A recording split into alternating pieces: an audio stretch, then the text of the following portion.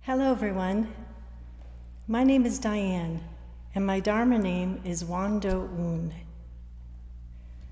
When we gather in person at our temple, we begin each service with 4 bows to the Fourfold Grace.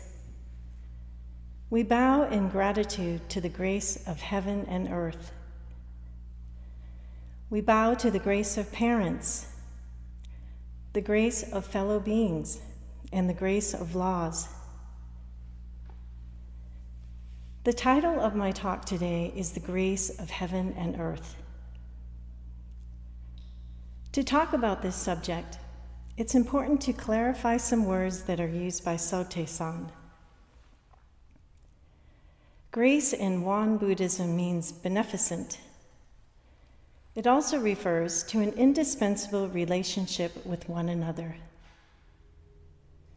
Wiki defines grace as generous or doing good, or resulting in good. Heaven is not the place where the pearly gates adorn the entrance to God's home, but rather it is that which is literally above us. The sky, the sun, the moon, and the air. The wind, the clouds, and the rain. The earth is the ground beneath our feet, the planet Earth, including the sands and soils, the rocks and stones, the metals and ores. This topic contains very profound teachings. I confess, over the past month, several times during reflection, I felt like my head was going to explode. So what is grace in the context of the grace of heaven and earth? It is that which is a manifestation of the dependent origination of all things and the void. It is woven into everything that is and is not. It emerges from our arising and ceasing.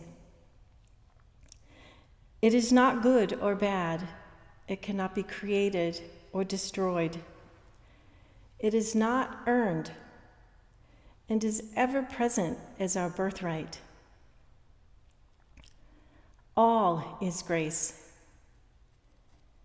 Awakening to this constant beneficence in our universe is an essential teaching in Won Buddhism. Sotaesan writes in the Red Book that to understand the grace of heaven and earth, we must understand all that we must receive from it and consider if we could live without it.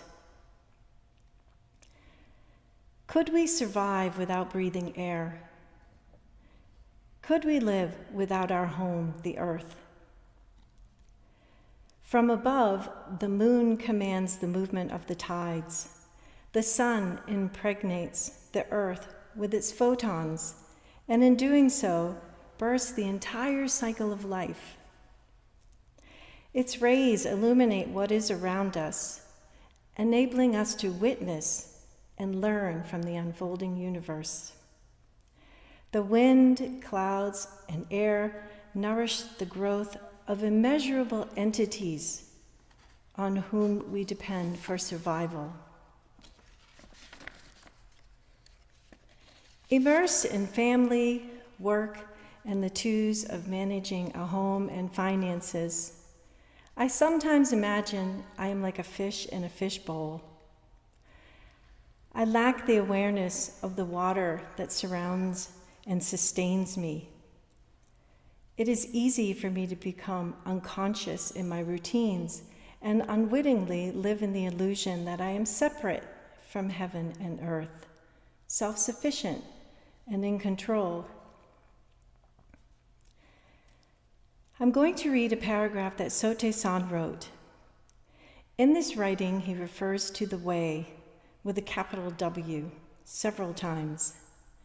The way is synonymous with the Tao. In Chinese philosophy, the Tao is the absolute principle underlying the universe, combining within itself the principles of yin and yang and signifies a code of behavior that is in harmony with the natural order. I quote, "As a rule, heaven and earth have the way and its power. The spontaneous motion of the great mechanism of the universe is the way of heaven and earth. The results that are made manifest according to the motions of that way are the power of heaven and earth. Within the manifestation of the great power that flows from this great way, the myriad things sustain their lives and preserve their forms. If people want to truly show gratitude to heaven and earth, they must first practice by modeling themselves on the way." End quote. When I show gratitude by modeling the way of heaven and earth, I become the same. My suffering decreases, and I glimpse more frequent and longer periods of my original true nature. Sotae-san gives us 8 articles or guidelines in the agenda for gratitude to heaven and earth. These guidelines show us how to transform ingratitude into gratitude. It's important to note that before each guideline, he instructs us to model ourselves on the grace of heaven and earth. He does not say become them. He doesn't say fake it till you make it. He says model them. Sotae-san is not talking about a warm, fuzzy sense of modeling gratitude towards heaven and earth. He's talking about modeling a gratitude that requires an all-in, all-encompassing, walk-your-talk response. Sotae-san's 8 guidelines follow, and I paraphrase here: an agenda for gratitude to heaven and earth. 1. We should model ourselves wholeheartedly on the radiant way of heaven and earth by looking to heaven and earth as wise teachers to learn about human nature and universal laws. 2. We should model ourselves on the meticulous and steadfast way of heaven and earth by applying ourselves consistently from beginning to end and achieve our goals. Plants demonstrate this behavior. They are masters at pursuing their goal to secure sunlight and will adapt to grow around endless obstacles. 3. We should model ourselves on the just way of heaven and earth by refraining from getting sucked into dualities. There is no good, bad, sorrow, or happiness, and so on. We should stick to the middle way, lead a life where we can feel our sadness and not be addicted to joy. 4. We should model ourselves on the proper and natural way of heaven and earth by aligning our thoughts and actions with the natural, reasonable way that promotes harmony. 5. We should model ourselves on the vast and immeasurable way of heaven and earth by freeing ourselves of partiality. Our minds should be open and flexible like a willow tree. 6. We should model ourselves on the eternal and imperishable way of heaven and earth by accepting the inevitability of change. 15 years ago, I experienced a divorce. One day, I sat crying on a log in the woods, heartbroken. I heard a rustling under the dry leaves and saw something traveling along underneath it. I stopped crying and became curious as to what animal would emerge. Suddenly, a head popped out. It looked like a snake. However, as the leaves slid off its back, I was surprised to see it was a box turtle. I watched it slowly climb up and walk across a log. And then I noticed it was missing a leg. It looked like it had been torn off and had since healed. I thought, this seemed like a very content turtle. It appeared to be functioning well with its adaptations. This little guy modeled for me during this difficult time that life changes. It does not always turn out the way that I expect. When I accept change, open to the infinite resources and power of the universe, I grow in ways I could never have imagined. 7. We should model ourselves on the way of heaven and earth that is free from good or ill fortune, by noticing the good and what we consider bad in the future, and noticing the bad and what we consider desirable. 8.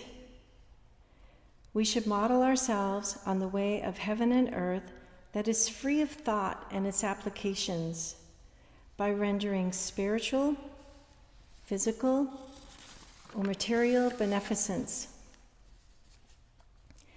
Even if the recipient turns ungrateful, the previous act of beneficence should not make us hate or make an enemy of that person.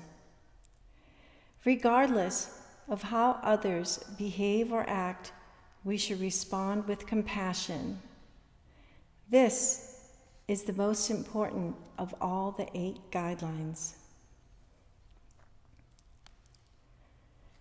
Grace is manifested when we model ourselves on the way of heaven and earth, and it is also created when we don't. That's the beauty of it. Grace is love. It sustains all things. A tomato is steadfast as it grows. It naturally aligns in balance with the universal laws. Sometimes, due to certain conditions, when it rains too much and the sunlight is limited, parts of the tomato rot on the vine. Because the plant produced rotten fruit this season, it does not mean the plant is bad. If we wait and watch long enough, we will see the tomato plant, its roots, stems, leaves, and even the rotten tomato become the soil for another plant.